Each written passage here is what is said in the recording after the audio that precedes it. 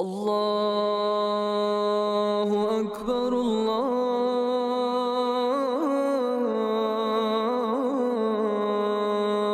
اکبر۔ تنہائی اور مشکل وقت اکثر ہمیں لگتا ہے کہ یہ ہمیں کمزور کر دیتے ہیں، لیکن کیا ہو اگر یہی لمحات دراصل ہماری طاقت کا سب سے بڑا ذریعہ ہوں؟ آئیے قرآن کریم کی روشنی میں دیکھتے ہیں کہ شدید تنہائی اور غم کو طاقت میں آخر کیسے بدلا جا سکتا ہے۔ جب ہم قرآن کا سوچتے ہیں تو ہمارے ذہن میں سب سے پہلے رہنمائی اور امید کی بات آتی ہے، تو ایسے میں قرآن کے سب سے غمگین اسباق کا خیال تھوڑا عجیب لگتا ہے نا، ایک تضاد سا محسوس ہوتا ہے۔ لیکن کیا ایسا ہو سکتا ہے کہ انہی غموں میں حکمت کی سب سے گہری باتیں چھپی ہوں؟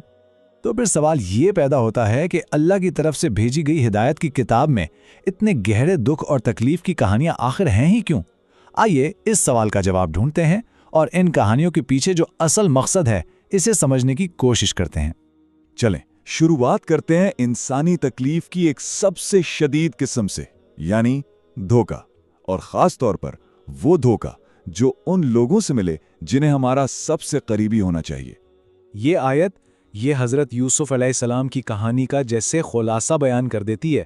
یہ اس شدید درد کو ظاہر کرتی ہے جو تب محسوس ہوتا ہے جب اپنے ہی سب سے بڑی مایوسی کی وجہ بن جائے۔ سوچیے ذرا، حضرت یوسف علیہ السلام کے اپنے سگے بھائی حسد میں آ کر انہیں کنویں میں پھینک دیتے ہیں، لیکن یہاں دیکھنے والی بات یہ ہے کہ جس کام کی نیت نقصان پہنچانا تھی، اللہ نے اسی کو عزت اور بلندی کے ایک لمبے سفر کا آغاز بنا دیا۔ تو اس سے ہم کیا سیکھتے ہیں؟ یہی کہ ہر زخم اجنبی نہیں دیتا، کبھی کبھی سب سے گہرے گھاؤ تو اپنے ہی دے جاتے ہیں۔ لیکن حضرت یوسف کی آزمائش ہمیں سب سے بڑا سبق یہ سکھاتی ہے کہ اس گہرے ذاتی درد پر کیا گیا صبر کبھی بھی ضائع نہیں ہوتا۔ اب آتے ہیں ایک بالکل مختلف قسم کی تنہائی کی طرف۔ یہ وہ مایوسی ہے جو ایک ایسی زبردست آزمائش کا سامنا کرتے ہوئے پیدا ہوتی ہے جب انسان کو لگے کہ وہ بالکل اکیلا رہ گیا ہے، اور یہ کہانی ہے حضرت مریم علیہ السلام کی۔ یہ آیت حضرت مریم کی اس وقت کی کیفیت کو بیان کرتی ہے۔ یہ ایک ایسی تکلیف ہے کہ انسان چاہے کاش وہ پیدا ہی نہ ہوا ہوتا۔ یہ وہ احساس ہے جس سے شاید ہم میں سے بہت سے لوگ زندگی کے کسی نہ کسی موڑ پر گزرتے ہیں، اور یہی بات اس کہانی کو اتنی گہری اور ریلیٹیبل بناتی ہے۔ ذرا اس منظر کو اپنے ذہن میں لائیں۔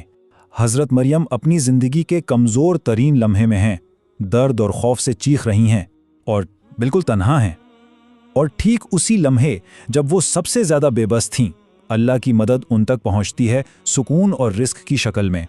اس کہانی کا سب سے طاقتور سبق شاید یہی ہے کہ جب درد اس حد تک بڑھ جائے کہ انسان کو اپنا وجود ہی بوجھ لگنے لگے، تو سمجھ لیں کہ اللہ کی رحمت اس وقت سب سے زیادہ قریب ہوتی ہے۔ وہ اس وقت بھی آپ کو گھیرے ہوئے ہے جب آپ کو اس کا احساس تک نہیں ہوتا۔ اچھا، تو یہ جو آزمائشیں ہیں یہ صرف عام انسانوں کے لیے نہیں ہیں۔ بات کو آگے بڑھاتے ہیں، یہاں تک کہ اللہ کے چنے ہوئے پیغمبروں نے بھی تنہائی اور بے بسی کے شدید احساسات کا سامنا کیا۔ یہ آیت تنہائی کے تجربے کو ایک بالکل نیا مطلب دیتی ہے۔ دیکھیے، اگر اللہ کے نبی بھی تنہا محسوس کر سکتے ہیں تو اس کا مطلب یہ ہے کہ یہ انسانی تجربے کا ایک حصہ ہے۔ یہ ایمان کی کمزوری کی نشانی ہرگز نہیں۔ حضرت ایوب اور حضرت یونس علیہ السلام دونوں نے شدید مشکلات اور مکمل تنہائی کو برداشت کیا۔ جب ان کے پاس کوئی نہیں تھا جس سے وہ مدد مانگتے، تو انہوں نے صرف اور صرف اللہ کو پکارا، اور اللہ نے ان کی پکار سنی، انہیں جواب دیا۔ اور بعض یہی تو اس ساری گفتگو کا نچوڑ ہے۔ تنہائی کا مطلب یہ نہیں کہ آپ کو چھوڑ دیا گیا ہے، نہیں، بلکہ یہ تو اللہ سے ایک گہرا، ایک ڈائریکٹ تعلق بنانے کی دعوت ہے۔ جب آپ اپنا دل اس کی طرف موڑتے ہیں تو آپ اسے وہیں اپنے ساتھ پاتے ہیں۔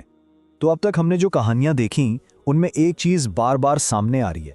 یہ پیٹرن ہماری زندگی کی آزمائشوں کے بارے میں ہمیں کیا بتاتا ہے؟ آئیے آگے بڑھتے ہیں اور دیکھتے ہیں کہ یہ سارے نقطے آپس میں کیسے جڑتے ہیں۔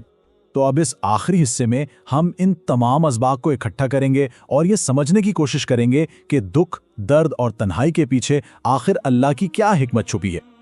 یہ آیت آزمائشوں کو ایک بالکل نئے زاویے سے دیکھنے کو کہتی ہے۔